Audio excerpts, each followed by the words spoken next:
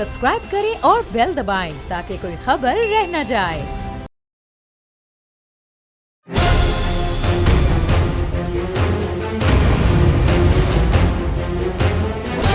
From the Islamabad studios of Bol Network, it's time for Jameel Farooqi on National Debate.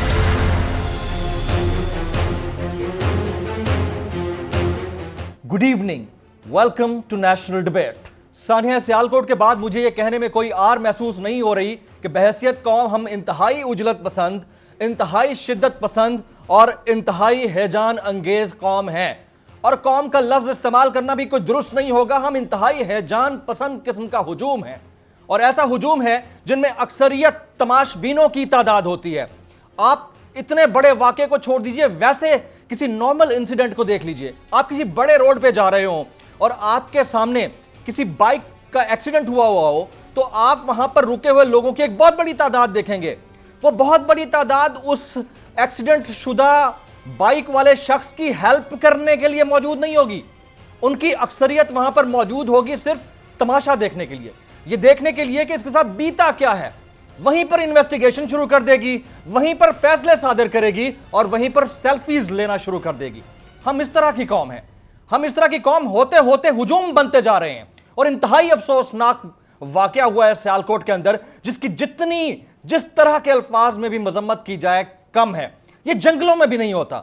जंगलों के भी कवानीन हुआ करते हैं। कोई भी इस तरह से उठकर हैजान अंगेज हुजूम बनकर फैसला सादर सुनाते हुए किसी को इस तरह से नजर आतिश नहीं कर देता होता। ये कहीं पर भी नहीं होता। दुनिया का कोई भी मजहब इसकी इजाजत नहीं देता।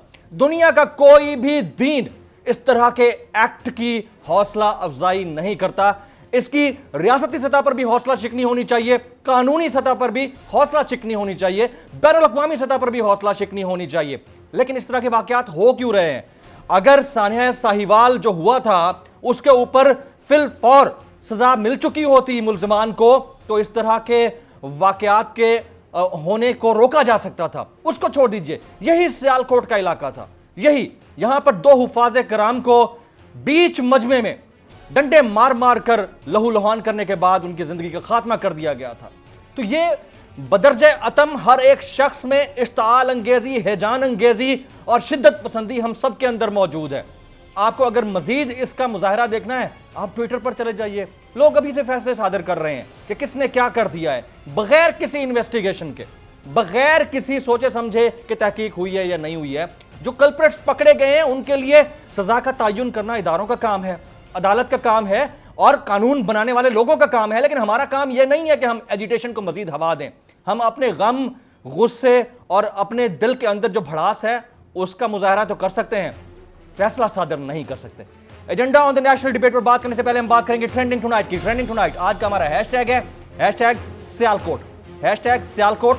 मुझे जमील फारूकी कहते हैं। आप मेरा प्रोग्राम नेशनल डिबेट बोल न्यूज पर मुलाहिजा करते हैं। ऑन द डिबेट टुनाइट आज के हमारे मौजूद मेहमानान में शामिल हैं जनाब जमशेद इकबाल चीमा साहब, आपका ताल्लुक लाहौर से है और आप मुआवने खुसूसी हैं वज़ीर आज़म पाकिस्तान के। आज के हमारे दूसरे मौजूद मेहमान हैं जनाब डॉक्टर तारिक फजल चौधरी साहब, साबिक वफाकी वज़ीर और आपका ताल्लुक मुस्लिम लीग नवाज से है।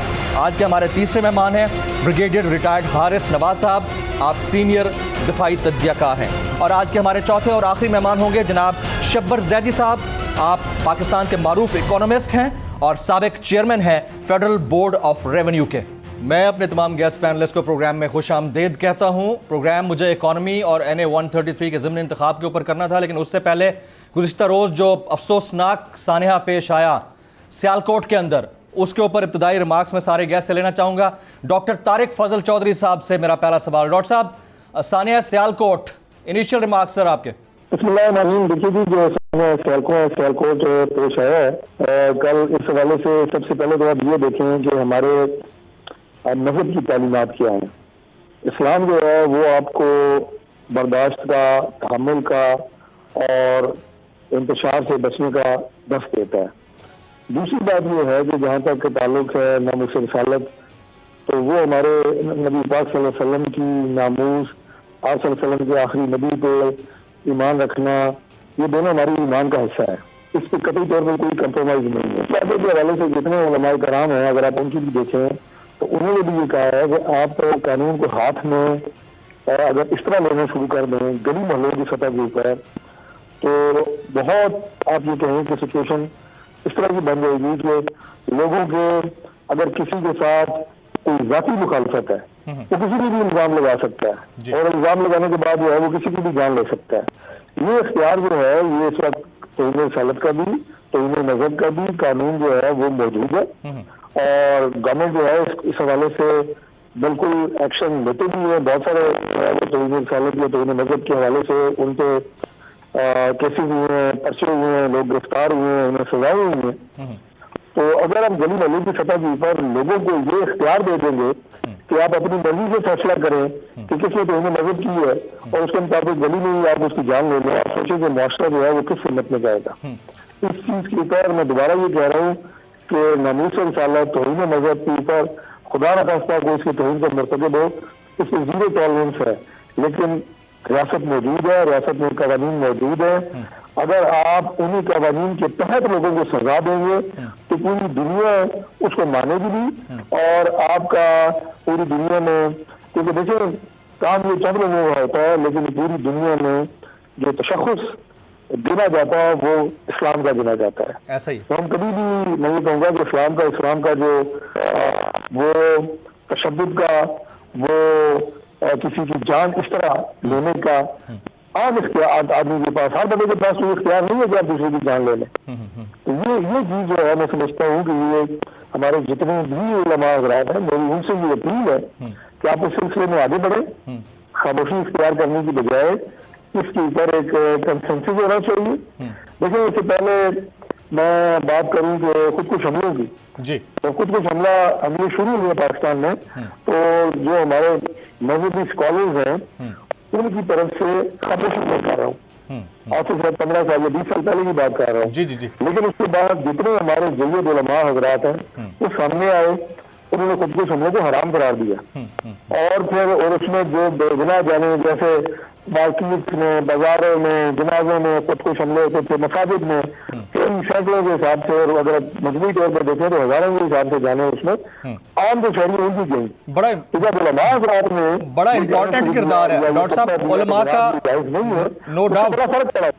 तो इस सिलसिले से मेरी यही गुजारिश है कि उलमा हज़रात सामने आए, जी जी, बैठे और इसके आपस में बात करें, और इस सिलसिले में एक वाज़ेह फतवा आना चाहिए। एक तरीक़ाकार जो हुकूमत का मौजूद है उसको किस तरह आप एप्लीकेबल करना है, ताकि इस तरह के वाक़यात जिससे हमारे मजहब का जो असली आप ये कहें कि दर्स है, मजहब का असली जो फिलॉसफी है वो उसी तरह इम्प्लीमेंट हो जो रसूल पाक सल्लल्लाहु अलैहि वसल्लम ने हमें सिखाई, और वो हमारा दीन है। डॉक्टर साहब ये तो बड़ी आपने ज़बरदस्त बात कही, और इसमें उलमा कराम को फोर फ्रंट पे आना चाहिए, तशख़्ख़ुस इस्लाम का भी और आपकी रियासत का भी।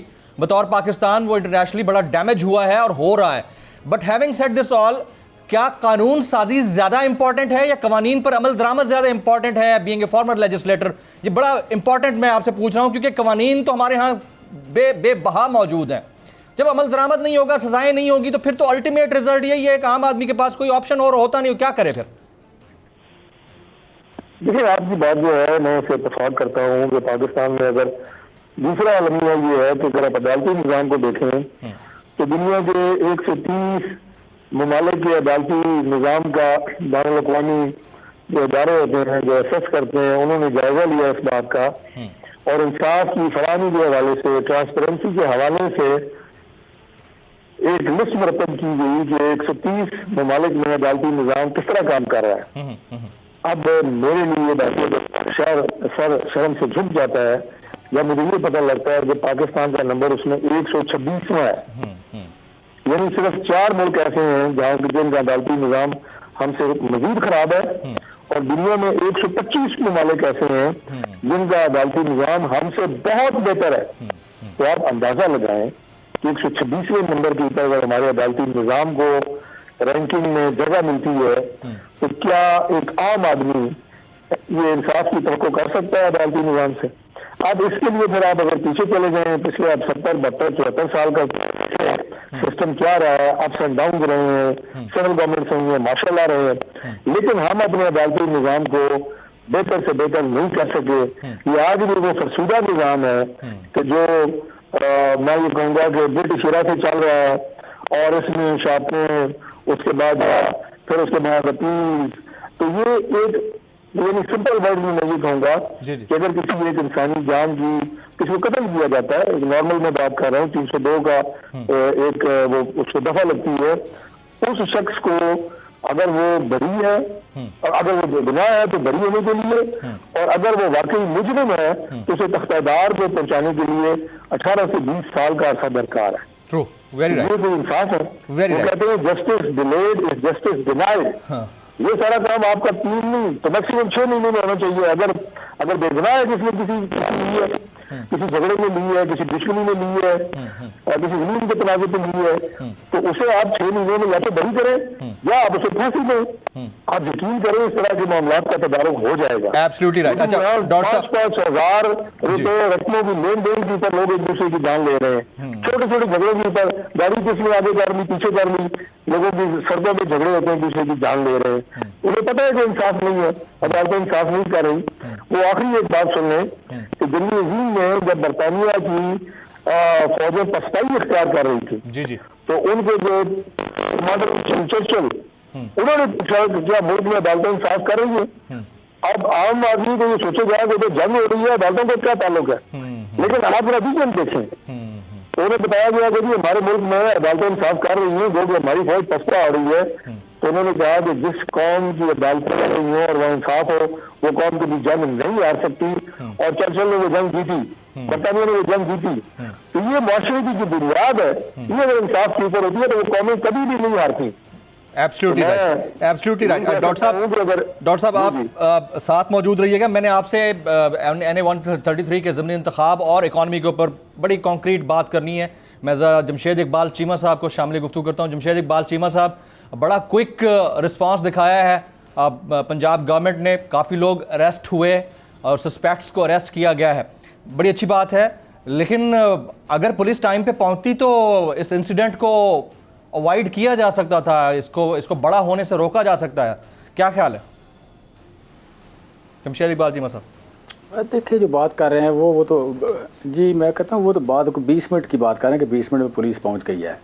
तो पाकिस्तान जैसे मुल्क में 20 मिनट का रिस्पांस तो बुरा नहीं है, it's a good response. But जो आपके लिए वीडियो आ रही हैं, वीडियो में यह है कि जितना बड़ा मॉब था वहाँ पे कोई 10-20 पुलिस वाले 30 पुलिस वाले शायद कुछ कर नहीं सकते थे। और मेरे ख्याल उसके जाने से पहले शायद उसकी डेथ भी हो चुकी थी। बट वो जो करने वाली बात है ये मतलब गवर्नमेंट के कटहरे में खड़ा होना तो और बात है। बट मैं समझता हूँ कि वाकया बड़ा अनफॉर्चुनेट है। और दूसरा ये कि किसी आप कह लें किसी एक तरीके से इसे रोका नहीं जा सकता। इसके रोकने का तरीका एक तो जैसे बात आप कर रहे थे कानून के, कानून पे अमल दरामद, ऐसा ही है। दूसरी जो बात इसमें कि दुनिया में रवैये वो पनपते हैं जो अप्रिशिएट होते हैं।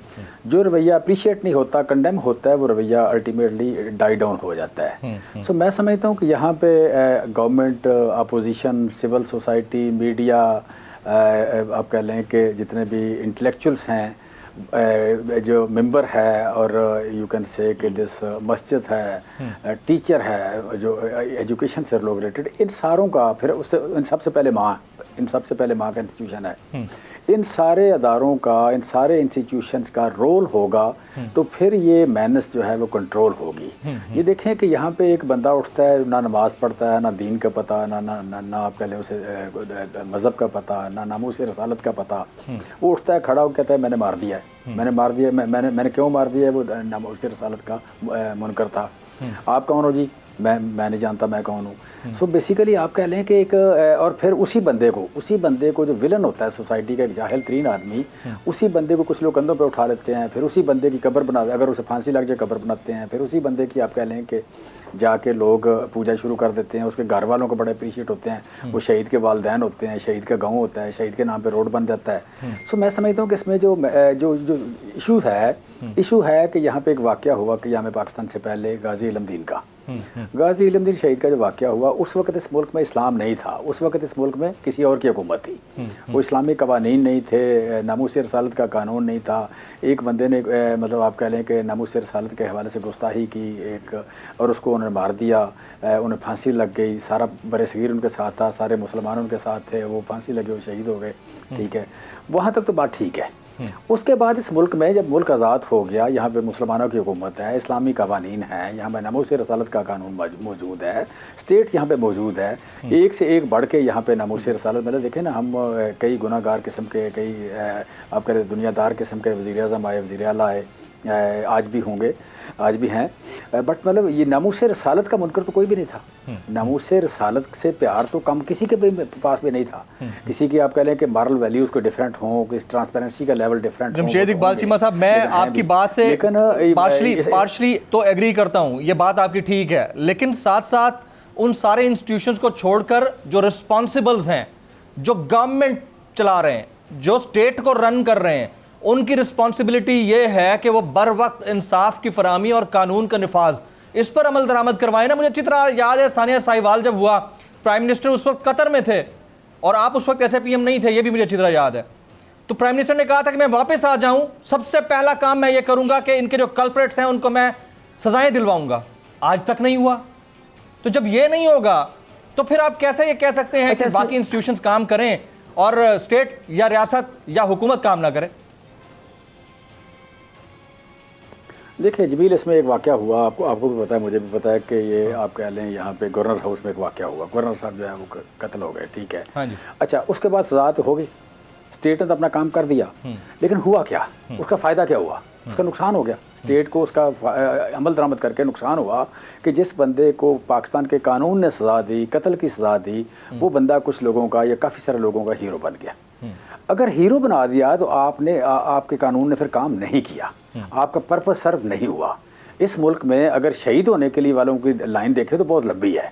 इस मुल्क में हीरो बनने वालों की लाइन बहुत लंबी है कि बड़ा आसान सा काम है, एक बंदे को मारो, उसके बाद फांसी चढ़ो, उसके बाद जनाब आपकी कब्र बन जाए, कब्र में फूल आएँ, हूरें आएँ, जन्नत में आप मज़े कर रहे हों, आपके वालिदैन को लोग उठा के फेरे हों। आप गौर तो करो, इमेजिन तो करो ना ज़रा। मुआहदे भी आप ही लोग करते हैं ना सर, ये बात ना करें। आप अपने आप को क्लीन चिट नहीं दे सकते बतौर गवर्नमेंट। जमशेद इकबाल चीमा साहब, ये बात मैं साफ करूंगा कि फिर मुआहदे भी आप लोग करते हैं। मैं ना मांग रहा हूँ, ना मैं क्लीन चिट मांग रहा हूँ, ना मैं ले रहा हूँ, ना मांग रहा हूँ ना ले रहा हूँ। मैं बात कर रहा हूँ एक कंप्रीहेंसिव सोल्यूशन की। हाँ। स्टेट अपना काम करे, कानून अपना काम करे, हुकूमत अपना काम करे, लेकिन इसके अलावा, इससे अलावा एक चीज है, मैं कंप्रीहेंसिव सोल्यूशन की बात कर रहा हूँ। आप पढ़े लिखे आदमी हो, मेरी बात पे गौर करो। डॉक्टर साहब भी पढ़े लिखे आदमी, मेरी बात पे गौर करें। इस बात को इसी तरह करने की जरूरत है कि सोसाइटी जो है, सोसाइटी इस रवैये को कंडेम करे। सोसाइटी ने अगर रवैये को इंडिविजुअली हमें अपने स्टैंडर्ड्स को अपग्रेड करना होगा और 50 बंदों को फांसी लगा दो, मसला हल नहीं होगा। हाँ, और मसला ये बाहर निकलना होगा। एब्सोल्युटली मेंबर माँ, हाँ, हमें इस इस्ताल अंगेजी से बाहर निकलना होगा। मैं इसी बात को आगे लेकर ब्रिगेडियर साहब की तरफ जाता हूं, उसके बाद इकोनॉमी पे और NA 133 पे बात करनी है मुझे। ब्रिगेडियर साहब, ये जो अफसोसनाक सानिया हुआ है, इंतहाई अफसोसनाक, दिल गिरफ्तार है। हम बतौर नेशन हम शर्मिंदा हुए हैं इंटरनेशनली। ये हर 6-8 महीने साल बाद कुछ ना कुछ हो जाता है। ये हमारा कानून कहां है? इंसाफ कहां है? अदालतें अगर अपना काम कर रही होती तो मेरा ख्याल में इस तरह के वाकयात ना होते। देखें जमील, बात यह है कि अदालतें तो बिल्कुल अपना काम नहीं कर रहे, सवाए एग्जेक्टिव के काम में पॉपुलैरिटी के लिए जो काम किए जा रहे हैं, लेकिन अपनी रिफॉर्म्स आज तक उन्होंने नहीं की। चाहे वो डिस्ट्रिक्ट कोर्ट्स हों, आप देख लें कैसे कैसे 20-20 साल मुकदमों में लगते हैं, कितने केसेस पाइलअप हुए हैं, कोई परवाह नहीं है बिल्कुल। ये दीज आर द फैक्टर्स कि जब आपके अवाम को अपनी अदालतों के ऊपर से एतमाद ख़त्म हो जाए तो फिर वो कानून अपने हाथ में ले लेते हैं, फिर वो अदालत का इंतज़ार नहीं करती, और एक्चुअली यही इंसिडेंट हो रहे हैं। लेकिन बात यह है कि क्या इस्लाम में ये है कि आप खुद ही एक पे इल्ज़ाम लगाएं, उसके बाद आप खुद उसकी इंक्वायरी ना करें, उसके बाद आप उसकी सज़ा मुकर्रर करें और फिर उसको एग्जीक्यूट भी कर दें? ये कौन से इस्लाम में, जब एक इस्लामिक जमहूरिया पाकिस्तान है, कवानीन बादफहमी के ऊपर बहुत ज़्यादा हैं, पूरा मुल्क इस्लामी है, तमाम आशिक रसूल हैं, हर एक उस पर रसूल करता है। वो बेचारे जो मारा गया है श्रीलंकन मैनेजर, ना मेरे ख्याल में उसको अरबी आती होगी कि अरबी में क्या लिखा होगा, इसलिए ये चीज़ें सोचने की थी। बात यह है कि इसको ये आइडेंटिफाई कर लें कि किसने शैतानी की, किसने पाकिस्तान के साथ गद्दारी की, किसने पाकिस्तान की बदनामी की, और साथ ही साथ हाई कोर्ट 3 महीने का टाइम फिक्स करें, बजाय इसके कि आप 100-150 लोगों को पकड़ते फिर रहे हैं। जो CCTV में नज़र आ रहे होंगे 5, 6, 7, 8 लोग हैं उन जो इन्होंने इंस्टिगेट किए, लब्बैक के इंसान सब लगा रहे थे। ये भी एक सोचने लम्हा फिक्री है। वजीरिस्तान में पहले बहुत बड़ा धरना हुआ था, वो भी हमें मालूम है। उसके बाद 3 महीने मॉनिटरिंग जज डिटेल करें हाई कोर्ट, और 3 महीने में सजा दें, एग्जीक्यूट करें, जहां जहां बनता है वहां वहां बिल्कुल सजा दें। वेरी एप्ट और बड़ा आपने कॉम्प्रिहेंसिव बात की है। मैं डॉक्टर तारिक फजल चौधरी साहब के पास जाने से पहले, इकोनॉमिस्ट हैं शब्बर ज़ैदी साहब, उनसे एक सवाल रखूंगा। शब्बर ज़ैदी साहब, बहुत शुक्रिया आपके वक्त के लिए। ये हुकूमत मिनी बजट ला रही है, क्या इस मौके पर एक और मिनी बजट की जरूरत थी हमारी इकोनॉमी को? शब्बर ज़ैदी साहब। देखिए, बात ये कि ये जो मिनी बजट जिसको कह रहे हैं हम, वो बेसिकली वो जो कुछ एग्जेम्पशंस हैं हमारी जनरल सेल टैक्स में और कुछ चीज़ें हैं जो कि बजट में नहीं आई थी, उसको लाने के लिए किया जा रहा है। बेसिकली इसको मिनी बजट आप कह सकते हैं, मगर ये बेसिकली IMF की जो कुछ कंडीशनलिटीज थी अबाउट दी एग्जेम्पशंस, उनको सही करने के लिए लाया जा रहा है। जिस I will not call it a mini budget, but yes, एक इनकम टैक्स ऑर्डिनेंस एक टैक्स ऑर्डिनेंस फाइनेंस बिल आएगा जिसमें अमेंडमेंट होने वाली है। जी ज़ैदी साहब, इस बात में कितनी सदाकत है कि IMF के साथ किए गए मुआहदे के मुताबिक हुकूमत पाकिस्तान सेंट्रल बैंक से कोई पैसे नहीं निकलवा सकती है, कोई मुनाफे के आने वाले पैसे निकलवा नहीं सकती और बाउंड है उस कॉन्ट्रैक्ट को फॉलो करने के लिए? इसमें कितनी सदाकत है?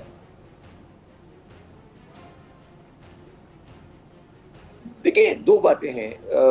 ये बात गलत है कि IMF स्टेट बैंक को चला रहा है। IMF हमारा सिर्फ लेंडर है। जो पब्लिक डेट एक्ट है हमारा, वो एक एक्ट है, उसको हमने पहले भी उसको मैनेज करते रहे, वो हमारा पार्लियामेंट का राइट है।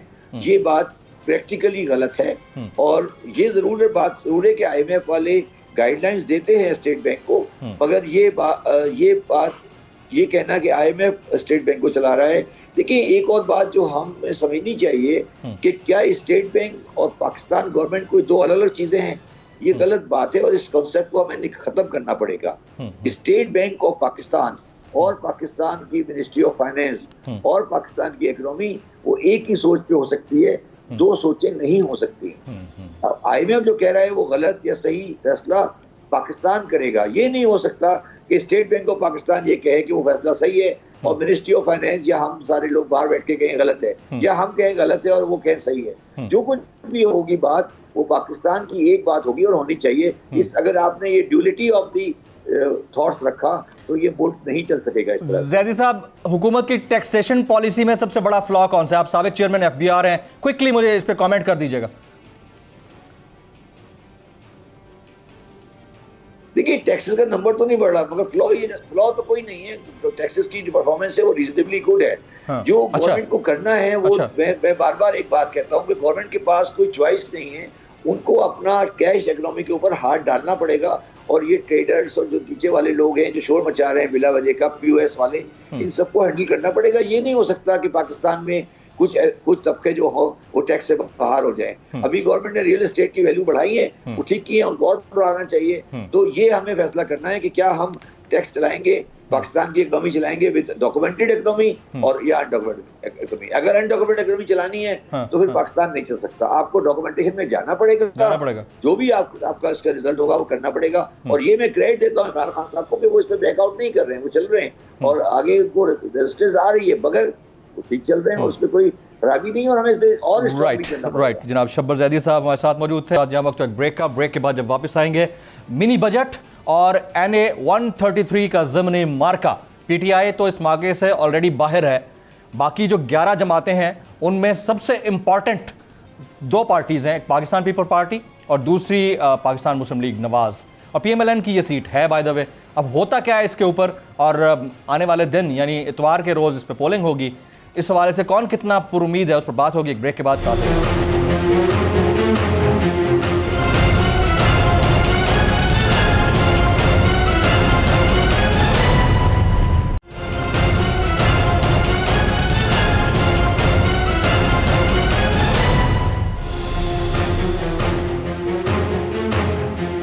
Welcome back. मैं अपने तमाम मौजूद मेहमानों को एक बार फिर से खुश आमदीद कहता हूं। डॉक्टर तारिक फजल चौधरी साहब से मेरा सवाल होगा। डॉक्टर साहब, हुकूमत एक बार फिर से मिनी बजट ला रही है और ये अगले 10 दिन में प्लान है, और ये तक कहा गया है आप घबराएं नहीं, कीमतें कम हो जाएंगी और 10 दिन में मिनी बजट भी आने लगा है। तो एक साथ 2 गोलियां दी गई हैं हुकूमत की जानिब से, शौकत तरीन साहब की जानिब से। As a fair opposition, your comment sir. देखिए जी, फेयर कमेंट इसके ऊपर यही है कि दुनिया में कोई भी शख्स ऐसा नहीं होता जो मास्टर ऑफ ऑल ट्रेड्स हो, लेकिन अगर आप जाती है और आप वो जिम्मेदारी पूरी करने की अहलियत नहीं रखते तो अक्लमंद आदमी वही होता है जो उसे पता हो कि इस काम को करने के लिए मुझे एक अच्छी टीम तश्कील देनी है, और उसकी कामयाबी इसी बात के ऊपर होती है कि आप एक अच्छी टीम तश्कील देते हैं, वो आपका इम्तहान होता है। हमारी जो इस वक्त कठपुतली हुकूमत पाकिस्तान पर मुसल्लत है, इसको मैं कठपुतली इसलिए कह रहा हूँ कि इनका बिल्कुल एक डिस्कनेक्ट है। अगर आप देखें, आपने मिनी बजट की बात की है जी जी, तो जो इनके वो ओपनर बैट्समैन थे जो पता नहीं क्या थे, असद उमर साहब, जो पिछले को 5 साल से तैयारी कर रहे थे वजीर खजाना बनूंगा जब तरीजन साहब की हुकूमत आएगी, वो 6 महीने नहीं निकाल सके। उसके बाद जिस हुकूमत को पाकिस्तान तरीजन साहब ने सबसे ज्यादा गालियां दी वो पीपल्स पार्टी की हुकूमत थी, सबसे ज्यादा जिसे करप्ट का वो पाकिस्तान पीपल्स पार्टी की हुकूमत थी, उसका वजीर खजाना इन्होंने लगाया और उन्हें कहा जनाब की बेहतरीन परफॉर्मेंस की बुनियाद पे हम इन्हें सेनेटर बना रहे हैं। जब सके तो उन्हें फारिग कर दिया गया और तमाम अपनी मुआशी पॉलिसियों की नाकामी का जिम्मेदार जाते जाते उनको ठहरा दिया गया। और उसके बाद मौजूदा वजीर खजाना, बेशक वो कॉम्पिटेंट आदमी है, लेकिन इन्होंने मौजूदा गवर्नमेंट की मुआशी पॉलिसियों के ऊपर शदीद तनकीद की। वजीर खजाना बनने 30-40 दिन पहले तो ये नाकाम लोग हैं और इन्हें आप ले आए, जरदारी साहब की टीम के फ्रंट प्लेयर थे।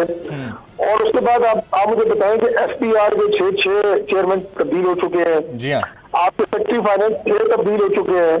जिस गवर्नमेंट का SPR के चेयरमैन और सेक्रेटरी खजाना का टेन्योर 6 महीने से ज्यादा ना हो, 6 महीनों में तो मेरे भाई एक थाने का SHO तब्दील नहीं होता। आपने इतनी तेजी के साथ ये तब्दीलियां की हैं, तसलसल कहाँ है, विजन कहाँ है?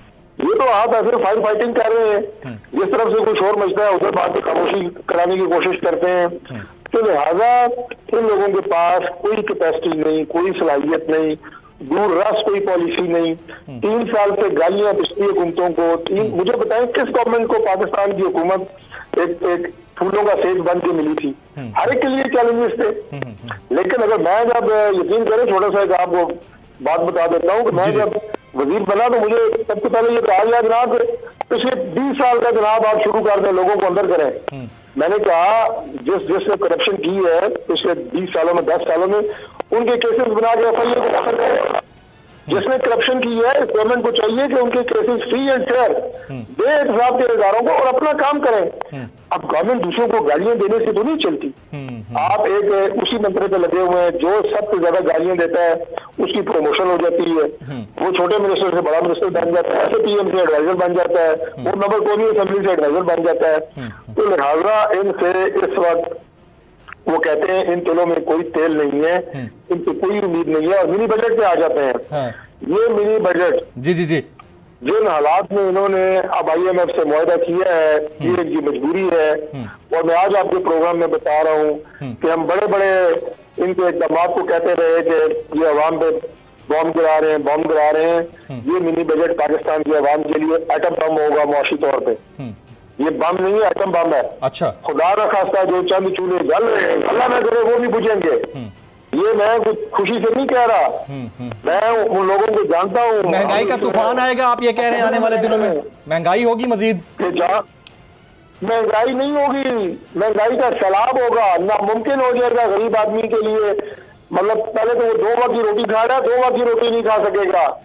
बच्चे आपके स्कूलों से उठाए जाएंगे, आपके लोगों के घरों की बिजलियां कटेंगी। अल्लाह ना करे लोग तो फ्रस्ट्रेट हो गए कहां तक जाएंगे। अभी भी आप देखेंगे ये क्राइम रेट कितना बढ़ गया है। इस्लामाबाद जैसे शहर में एक सेक्टर पे 10-10 लाख रहे हैं, ये तो इन्हें पता ही कोई नहीं है। आप चेक तो करें जरा ये हालात किस तरफ जा रहे हैं। तो ये खुदा ना खास्ता मुझे तो ये दुख होता है ये बात करते हुए कि आम आदमी की जिंदगी को ये तल्ख से तल्ख तरीन और उसका जीना नामुमकिन कर देंगे।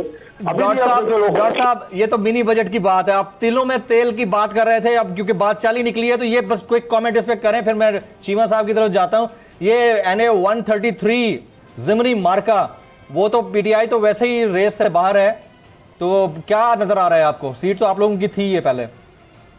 देखिए, मैं कल भी लाहौर था और मैं उसमें कैंपेन में हिस्सा भी लिया। मैंने मुख्तलिफ इलाकों में लोगों से कैजुअल अंदाज से इंटरव्यू भी किए। अल्लाह ताला के फजल से NA 133 में जो हमारे भाई मलिक परवेज साहब की और इस वक्त उनकी एहलिया मुहतरमा शास्ता परवेज साहब वहाँ से हमारी कैंडिडेट है PMLN की, ये उनका रशीद साहब का एक पक्का थका हल्का है और यहाँ से लैंड स्लाइड विक्ट्री इंशाल्लाह ताला इतवार वाले दिन आपको बड़े मार्जिन से जीतेंगे, बड़े मार्जिन से जीतेंगे, नजर आएगी, बड़े मार्जिन से जीतेंगे। ठीक है, इंशाल्लाह जी। मैंने कहा लैंडस्लाइड विक्ट्री बड़ा बहुत बड़ी स्टेटमेंट है। यकीनन आप इतने कॉन्फिडेंट होंगे क्योंकि जाहिर है आप लोगों का अपनी सीट थी, यहाँ से जीते हैं। लेकिन यहीं से कैंडिडेटशिप के लिए उम्मीदवार थे जनाब जमशेद इकबाल चीमा साहब। अनफॉर्चुनेट हुआ उनके साथ कि उनके कागजात मुस्तरद हो गए, वो भी साथ मौजूद हैं। सबसे पहले तो जमशेद इकबाल चीमा साहब इसी पे कमेंट कर दें, आप लोग तो रेस में ही नहीं है, आप किसको जीतता हुआ देख रहे हैं? देखें, डिफरेंस जो है वो 89 और 5 है। 89 और 5 में ज़ाहिर है, मतलब जो आप कह लें कि 89 ने जीतना है। लेकिन थोड़ा सा इसमें अफसोसनाक ये है कि पीपल्स पार्टी ने वोटों की खरीदो फरोख्त शुरू की है और उसे रिएक्ट कर दिया है मुस्लिम लीग नून ने। ये नहीं होना चाहिए था कि एक बंदे के 89,000 वोट हैं, फिर पीपल्स पार्टी को बरला पंजाब में उनको नहीं करता, पंजाब में उनको नहीं करता। कुछ लोग ऐसे आप कह लें कि जैसे होता है ना, बिलावल से तो उम्मीदें लगा के बैठे हुए थे कि जरदारी साहब की जगह वो आएंगे तो पार्टी को ज़िंदा कर लेंगे। ज़ाहिर है वो इतने ज़्यादा अंकलों का, बाबा जान का बोझ अगर उनके कंधों पे लाइबिलिटी हो तो कैसे वो ज़िंदा कर सकते थे। पंजाब में इस पार्टी का इंफ्रास्ट्रक्चर टूट गया और उनको कोई ओन नहीं कर रहा। मुस्लिम लीग नून का मुझे ये बड़ा अफसोस हुआ है कि इन्होंने उसको रिएक्ट कर दिया, इन्होंने भी पैसे देने शुरू किए। ये नहीं करना चाहिए था। मैं समझता हूँ कि ये एक बुरी रवायत आई है इस सोसाइटी में। वो तो कह रहे हैं कि वो वीडियो हमारी नहीं थी, वो तो ये क्लेम करते हैं, वो तो कहते हैं फेक वीडियो है ये। नहीं, मैं उस वीडियो से भी आगे, मैं अभी हल्के से आया थोड़ा देर बाद और मैं दोबारा जा रहा हूँ, हल्के में जा रहा हूँ, है तंदूर का, वहाँ जा रहा हूँ मैं। तो बेसिकली ये मैं अभी चूँकि काफ़ी लोगों को मिल के आया हूँ तो उस वीडियो के अलावा मैंने पूछा तो उन्होंने कहा हाँ रिएक्ट कर रहे हैं, ये इन्होंने पैसे दिए हैं जी। अच्छा। पीपल पार्टी तो ज़ाहिर ओपनली कर रही है, तो उनका तो बनता था शायद या नहीं बनता था, जो भी था, मतलब जो कुछ उन्होंने किया है वो तो। लेकिन मुस्लिम लीग नून का 89,000 जिस बंदे ने वोट लिया, 5,000 वाले को रिएक्ट कर दे तो और इमॉरल चीज़ में कर दे, एक बड़ी जो जमहूरियत के लिए चीज़ ज़ाहिर कातिल है, उसके लिए उसमें रिएक्ट। डॉक्टर साहब आप सुन रहे हैं ये बातें शुरू कर दे, डॉक्टर साहब, या आप कह लें कि छोटे लेवल पे भी कर देती, ये बड़ी अफसोसनाक है। मैं समझ करना नहीं चाहिए था, जीतना जाना था। अगर वो ज़्यादा पैसे दे फिर भी जीतना इन्होंने नहीं है। 5,000 और 89,000 का फ़र्क है बहुत है। और दूसरा मैं बात कर रहा हूँ कि पीपल्स पार्टी को पंजाब में लोग to some extent people think like a sin, कि ये गुनाह है, इनके साथ चलना गुनाह है, इस तरह की थिंकिंग है। तो जिस पार्टी के साथ इस तरह की थिंकिंग है वो थोड़े बहुत पैसे दे भी ले, 10-20 करोड़ 30 करोड़ दे भी ले जरदारी साहब यहाँ इंप्रेशन बनाने के लिए, तो उससे फ़र्क नहीं पड़ना। उससे फ़र्क यही पड़ेगा कि पहले 5,000 वोट पड़ा था, इस बार अगर हम रेस में होते तो पीपल पार्टी का वोट पड़ना था 1,000 से अंदर।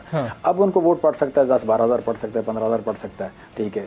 तो 15,000 भी पड़ जाए तो मुस्लिम लीग नून को रिएक्ट नहीं करना चाहिए था। ये रवायत बुरी कायम हुई, एक मतलब इस लेवल पे पैसे का जो इस्तेमाल है। चले वो तो इलेक्शन की बात है जमशेद इकबाल चीमा साहब, और आप ना अनफॉर्चुनेटली उस रेस में नहीं है, लेकिन रिएक्ट आप लोगों को एक चीज पे जरूर करना चाहिए और वो है इन्फ्लेशन।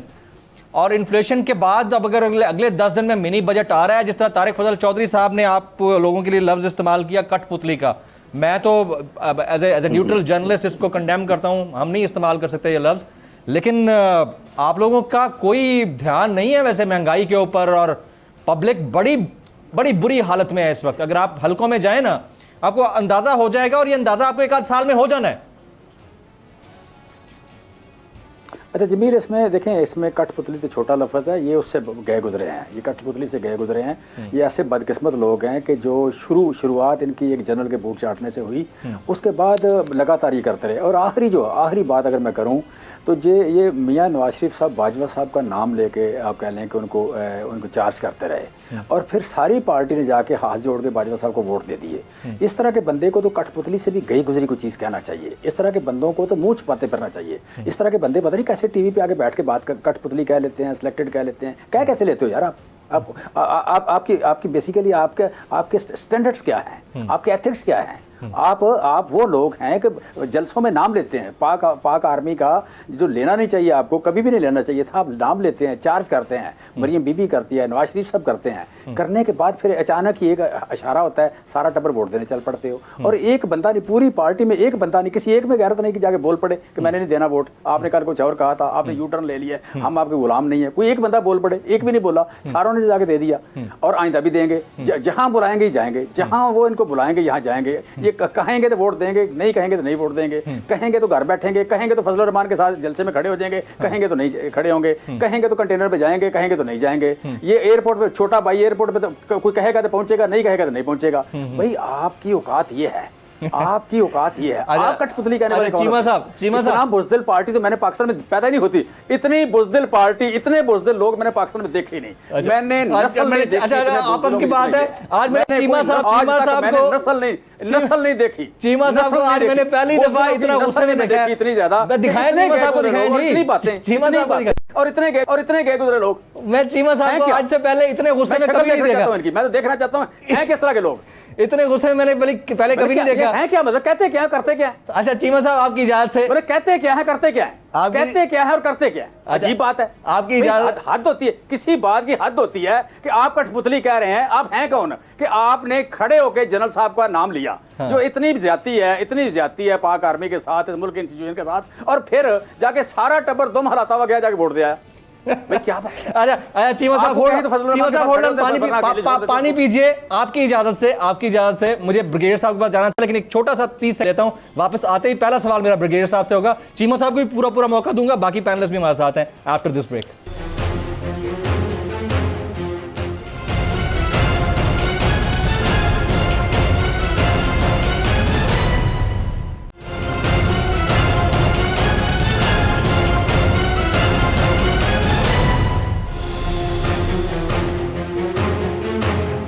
Welcome back. मैं अपने तमाम मौजूद मेहमानों को एक बार फिर से खुशामदीद कहता हूं। ब्रेक से पहले चीमा साहब बहुत गुस्से में थे और बातें किसी हद तक जायज़ भी हैं, उनकी ग्रीवेंसेस बिल्कुल जायज़ है। मैंने पहले कह दिया कि मैं इस तरह के अल्फाज को कंडेम करता हूं ऑन एयर, अगर कोई बोलता है नहीं बोलना चाहिए।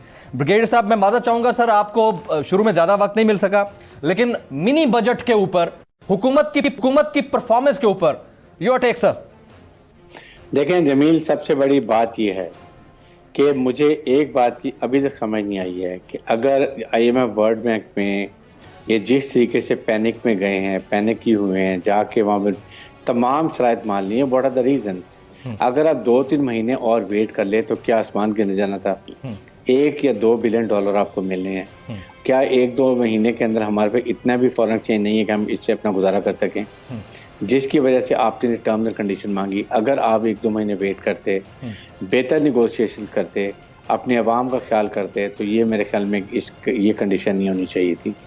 लाइकवाइज आपने 3 बिलियन डॉलर जो सऊदी से लिए हैं, मुझे समझ नहीं आती कि 4% के ऊपर इंटरेस्ट के ऊपर आपने ये उनसे कर्जा लिया है। सोचें इसका कितना इंटरेस्ट देना पड़ेगा। ऐसा ही है। नंबर 3 बात यह है कि स्टॉक एक्सचेंज देखें, जब आपकी अनसर्टेनिटी मुल्क के अंदर होती है, उसके बाद आप जो सूद का इंटरेस्ट रेट है वो 11.5% ले गए हैं, तो कौन सा स्टॉक एक्सचेंज में करेगा? वो आपने कितना बड़ा किया? मुझे समझ नहीं आ रही कि इतने घबराए हुए क्यों हैं। उसके बाद 6-7 अपने फाइनेंस नहीं, और साथ में ये भी कह रहे हैं कि आपने घबराना नहीं है, बस 10 दिन में मिनी बजट आने लगा है, ये आज की हेडलाइन है। अब उसके बाद जो उनकी कंडीशन है, हमें पता है कि जिन्होंने क्या क्या कंडीशन रखी है। खास तौर पे पेट्रोल की प्राइस दुनिया में कम हो रही है, ये बढ़ा रहे हैं, बिजली की कीमत ये बढ़ा रहे हैं, गैस की कीमत ये बढ़ा रहे हैं। आखिर ये क्या सोच रहे हैं? मुझे हैरानी। I have lot of trust in prime minister Pakistan, but then मुझे समझ, या तो उनके खिलाफ कोई लोग काम कर रहे हैं जो लिटरली उनको लेट डाउन करना चाहते हैं। नंबर 2, अब आपका अगला बजट जो है, it is almost going to be your election budget. ऐसा ही ठीक है। आपने उसके अंदर क्या कर रहे हैं? आपका लिटरनेस इससे पहले 6 महीने रह गए हैं। आपने क्या करना है? आवाम को आपने जो वादे किए थे, आपने करप्शन लूट खत्म करनी थी, आपने FBR को जो करप्शन हो रही थी, 2-2.5 हज़ार बिलियन रुपीस एक साल में FBR में अभी भी चोरी हो रहा है। ये अगर आपके पास हो तो ये आप अगर सब्सिडी दे आवाम को तो कितना फर्क पड़ेगा। ना आपको IMF की मिन्नतें करने की जरूरत है, ना IMF ये कहेगा जी आप हमें फलां चीजें हमारी जो मॉर्गेज कर लें क्योंकि आप पैसा तो दे नहीं सकते हैं, उसकी भी जरूरत पड़ेगी। वही कस्टम ऑफिसर के पास 3, 4, 5 घर अपार्टमेंट्स हैं, वही सरकारी पैसा जो हमारा आवाम का पैसा उनकी पॉकेट में जा रहा है, हम कुछ नहीं कर सके हैं। नैब का कोई आप देखें कि नैब में मैं भी रहा हूँ, पूरा इतने केस बनाए गए शरीफ फैमिली के ऊपर, सोन चौक के ऊपर। What is the result? नैब चेयरमैन से पूछे, इसलिए कि आपने प्लानिंग नहीं किया कि हुकूमत, नैब चेयरमैन और सुप्रीम कोर्ट ऑफ पाकिस्तान बैठ के मुल्क के वसीता प्रोग्राम में एक प्रोग्राम बना लेते कि जी हमने इस पैसे को कैसे वापस लाना है, लेकिन साथ इंसाफ के सारे तकाजे पूरे करने चाहिए। आप मॉनिटरिंग जज लगा देते पनामा केस की तरह, वो 3 महीने में इनके सारे मेगा करप्शन केस को फाइनल करता, पता चलता कि कोई $1-2 बिलियन पाकिस्तान ने रिकवरी कर ली। पेंडोरा पेपर्स आए थे, उसके ऊपर हो सकता था, अगर करना चाहते तो नजर आना चाहिए था। अब आप उसके बाद उनको आपने एक्सटेंशन भी दे दी। भाई what the hell he has done it? क्या उन्होंने बहुत बड़ा कारनामा किया है? क्या किया उन्होंने? नंबर 3, ये आप अपनी कंट्रोवर्सीज अपनी डाल रहे हैं, लेकिन अवाम के लिए जो आपके डोमेस्टिकली प्रोड्यूस कमोडिटी आइटम्स है, क्या उसके लिए हमने किया? क्या हमने आपका उसमें क्यों डॉलर का उससे क्या इफेक्ट होता है? ठीक है, डीजल का थोड़ा बहुत फर्क पड़ जाएगा, मैं भी थोड़ी सी एग्रीकल्चर करता हूँ। वो जो मिडल मैन खत्म करना, जो एक मुल्क का करप्ट माफिया है, जो एक दीमक की तरह हमारे ये किसानों को खा रहा है, उसका कोई आपने हल नहीं निकाला। और ऐसा ही है, और जो एवरेज पाकिस्तानी है वो इससे ज्यादा मुतासर हुआ है। ब्रिगेडियर साहब साथ रहिएगा। मैं डॉक्टर तारिक फजल चौधरी साहब से कोई कमेंट चाहूंगा, जो चीमा साहब ने कंडेमनेशन किया है उसके ऊपर। डॉक्टर साहब, आपको मेरी आवाज आ रही है? डॉक्टर साहब, मेरे ख्याल में चीमा साहब जितना ब्रांगिख्ता हुए ना, डॉक्टर साहब निकल गए हैं, दोबारा उनसे कनेक्ट करने की कोशिश करते हैं। मैं ब्रिगेडियर साहब के इसी स्टैटिस्टिकल कमेंट के ऊपर शब्बर जैदी साहब से मैं ये जानना चाहता हूं। शब्बर जैदी साहब, एक अफगानी पाकिस्तानी 1.84 रुपए के बराबर हो गया, यानी कमोबेश एक अफगानी यानी उनका जो रुपया है पाकिस्तानी 2 रुपए के बराबर, यानी ये नौबत आ गई है पाकिस्तान के अंदर। रुपए की कदर की गिरावट की वजह क्या है सर? क्या लगता है आपको? शब्बर जैदी साहब, आप तो माशाल्लाह पाकिस्तान के मारूफ इकोनॉमिस्ट हैं।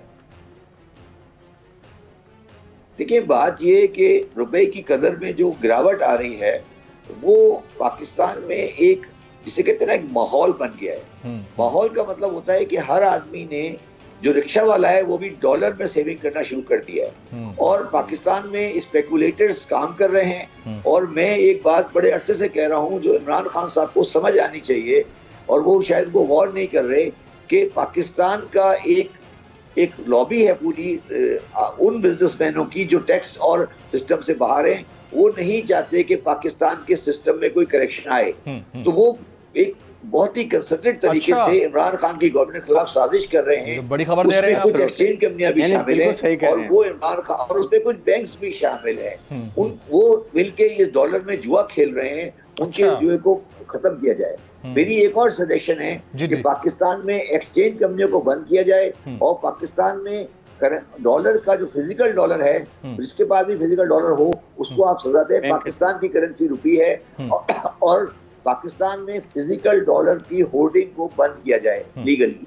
ये तरीका है, ये जो हम खेल रहे हैं कि हम आजादी भी दे देंगे, और हमें ये भी पता है कि हमारे मुल्क में ज्वारी जो इसको खराब कर रहे हैं, खराब करें। पाकिस्तान की रुपये की वैल्यू 175 नहीं है, पाकिस्तान की रुपये की वैल्यू 160, 165 है, और ये जो 10 रुपए का जो डिफरेंस है ये जाली है, और इसको खत्म करना पड़ेगा। इसमें पाकिस्तानी कौम को, ये देखिए जैदी साहब फरमा रहे हैं कि ये इमरान खान साहब की गवर्नमेंट के खिलाफ कोई कैंपेन है। ये बहुत इंपॉर्टेंट पॉइंट रेज किया।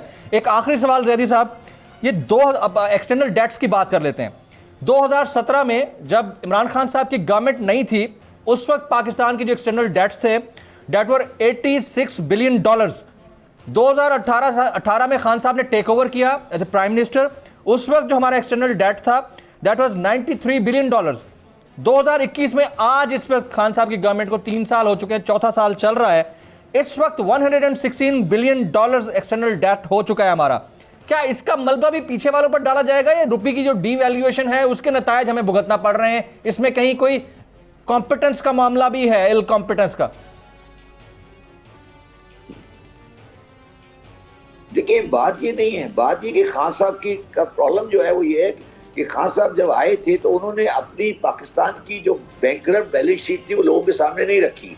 खान साहब जो है इस वक्त कर्जे ले रहे हैं, कर्जे जो ले रहे हैं वो पिछले कर्जे अदा करने के लिए ले रहे हैं। अच्छा।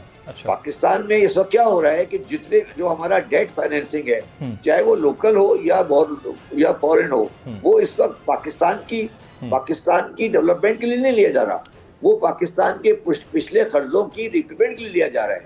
तो हम अगर सेम बेस पे खड़े हैं और हमारा तो पाकिस्तान आज लोकल कर्जों के हिसाब से बैंकरप्ट कंट्री है। हमें लोकल कर्जों को रिस्ट्रक्चर करना पड़ेगा। ये इल्जाम खान साहब पे गलत है कि वो कर्जे लेके कोई मिसयूज कर रहे हैं। वो बेसिकली इतना बड़ा हमारा डेट का पोर्शन बन चुका है कि हमें कर्जे लेने पड़ रहे हैं और हमारे पास इंटरनल रिसोर्सेज जनरेशन नहीं है। ये मसला है। सब बोलते ये तो सीधा करंट गवर्नमेंट की हक में बात कर रहे हैं और साबिक चेयरमैन एफबीआर है, साबिक चेयरमैन। जी मैं बिल्कुल आपकी तरफ आता हूँ ब्रिगेडियर साहब, बिल्कुल आपकी तरफ आता हूँ। एक क्विक कमेंट चीमा साहब, ये तो साबिक चेयरमैन एफबीआर, मैं तो ये समझ रहा हूँ कि उनको तो एंटी गवर्नमेंट इस पर बात करनी चाहिए थी, लेकिन जो आपके हक में, आपकी फेवर में बात कर रहे हैं, वो कह रहे हैं कि खान साहब बचाने के चक्कर में है, इनका मामला कुछ और है। सुन लिया होगा आपका कमेंट सर, चीमा साहब।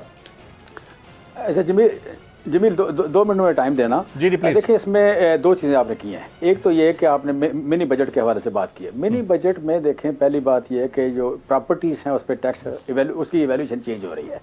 आप इस वक्त पूरे पाकिस्तान के जो जितने शहर 40 हैं 45 हैं बड़े शहर, उन 40-45 शहरों में एक मरला ऐसी ज़मीन तलाश कर सकते जिसकी वैल्यूएशन जो है वो एक्चुअल के बराबर हो या एक्चुअल के करीब हो। इस वक्त 30-40% टैक्स दिया जा ररहा है। मैं समझता हूँ कि अगर वैल्यूएशन उसकी एक्चुअल वैल्यू के करीब आ जाए तो ये बड़ी पॉजिटिव बात है इस मुल्क में। फिर लग्जरी जो आइटम जो है को 200-250 ये कितने आइटम है लग्जरी आइटम पे टैक्स लगना, ये भी एक बड़ी पॉजिटिव बात है। ये मैं समझता हूँ कि ये IMF के प्रेशर के बगैर होना चाहिए था, लेकिन बाज़ औक़ात जैसे तबकात काम कर रहे होते ये होने नहीं देते। ये एक हुआ तो बड़ी अच्छी बात है।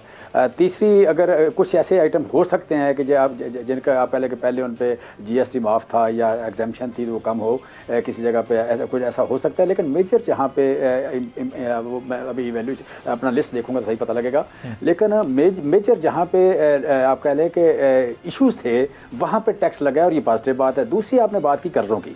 कर्जों के हवाले से मुस्लिम लीग नून के जो लोग या पीपल्स पार्टी के जिनका कोई इकानमी से दूर का वास्ता नहीं, आते हैं आगे शुरू होते हैं कि हमने कर्जे बढ़ लिए हैं। कर्जे देखें पाकिस्तान में 11 साल ऐसे हैं, पूरी तारीख में 11 साल ऐसे हैं जब डबल डिजिट कर्जा बढ़ा है। डबल डिजिट कर्जा बढ़ने में 1 साल ज़िया साहब के टेन्योर में है, बाकी 10 साल जो है नून लीग और पीपल्स पार्टी के, ये दो हैं। हमारे पिछले 2018 में जो पाकिस्तान का कर्जा बढ़ा 17.79% बढ़ा। डेट टू GDP की बात कर रहा हूँ मैं, डेट टू GDP रेशो की अच्छा कर्जा जो बढ़ा 17.79% बढ़ा। हमारे दौर में 2 सालों में जो कर्जा बढ़ा है वो बढ़ा है, एक साल 8.7% बढ़ा है, 8.79 शायद, दूसरे साल 7.8% बढ़ा है। ये दो कर्जे मतलब हमारे 3 साल हो गए, 3 सालों में डबल डिजिट कर्जा हमारा कभी नहीं बढ़ा। डबल डिजिट कर्जा जो 11 साल बढ़ा है वो नून लीग, पीपल्स पार्टी और 1 साल ज़िया साहब का क्लेम ये है कि जो डबल डिजिट कर्जा है गलत करते हैं। और दूसरी बात, दूसरी बात यह है कि पाकिस्तान अकेला मुल्क है जिसका कोरोना के दौरान डेट टू GDP रेशो कम हुआ है। हमारी हो गई थी 87%, 87% से रिवर्स हुआ है 83%। और 2026 तक ब्रिगेडियर साहब आपका क्विक कमेंट ब्रिगेडियर साहब हम कर्जा कम कर रहे हैं। ब्रिगेडियर साहब प्लीज। जमील इसमें यह है देखिए $40 बिलियन कर्जा लिया है जी, उसमें से $19 बिलियन वापस किया है। उसके बाद जो बाकी 21 बिलियन बल गया उसे $7 बिलियन का इन्होंने सूद अदा किया है। बाकी रह गए $12 बिलियन, $13 बिलियन। $7 बिलियन इन्होंने जो है वो अपने उसमें रखा है फॉरेन अकाउंट में, और $5 बिलियन टोटल उन्होंने खर्च किए। एक्चुअल ये है, इस पे मैं जायज बात करूंगा, अदरवाइज जो मैंने क्रिटिसाइज करना था मैंने बड़ा clear. Absolutely very apt and very valid and comprehensive discussion. जनाब जमशेद इकबाल चीमा साहब, फजल चौधरी साहब, शब्बर जैदी साहब और ब्रिगेडियर रिटायर्ड हारिस नवाज साहब, आप सबका बहुत बहुत शुक्रिया। ख्वातीन हज़रात, जो इब्तिदा में मैंने बात कही थी, ये सारे इकॉनमी के मामले और इलेक्शंस के झंझट तो होते रहेंगे, लेकिन being self as an individual हमें अपना मुहासबा खुद करना होगा। स्टेट भी रिस्पॉन्सिबल है कवानीन की अमलदारी के लिए, अपना मुहासबा हमें खुद करना होगा। हमें इश्ताल अंगेजी से बचना है। ये महंगाई ये मामला ये सेकेंडरी हैं। पहला जो है ना वो आप हुकूकुल इबाद का ख्याल रखें। इस मुल्क के अंदर दूसरे मज़ाहिब कि मानने वालों को भी रहने का उतना ही हक है जितना आपका और हमें। जमील फारूकी को प्रोग्राम से इजाजत दीजिएगा।